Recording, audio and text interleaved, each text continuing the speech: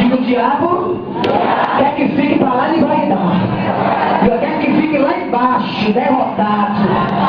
Diga: mas não adianta, porque Jesus chegou primeiro.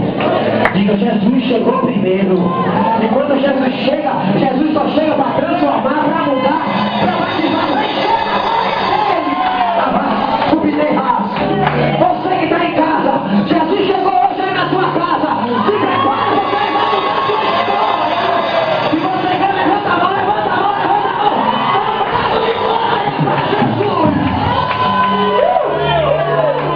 Fica de pé. Fica de pé. Fica de pé que as missionárias vão. Vai encher sua mão. Tira a cadeira e entra todo mundo. E agora é a oração da quebra da maldição.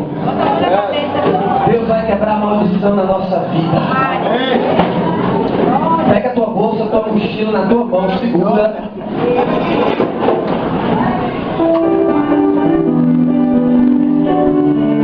Você que está em casa, não fique triste.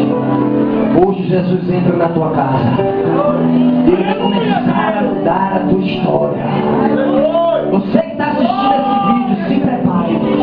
Você já está sentindo a presença de Deus no seu lar. Se prepare, porque Ele vai entrar na tua vida e vai escrever uma nova história para você. Se você crê, filma aí, pastora. Dá um brado de glória. Levanta a mão e faz assim. Faz assim para Jesus. Olha a multidão que acredita.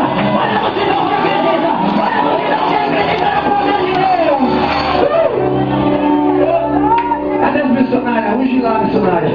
Abre a sua mão, que ela vai ungir a sua mão e agora, as missionárias.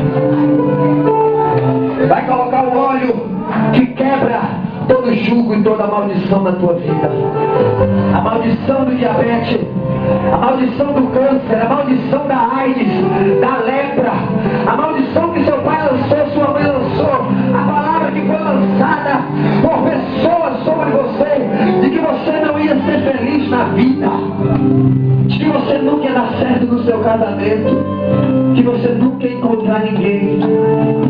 Hoje Jesus está escrevendo uma nova história.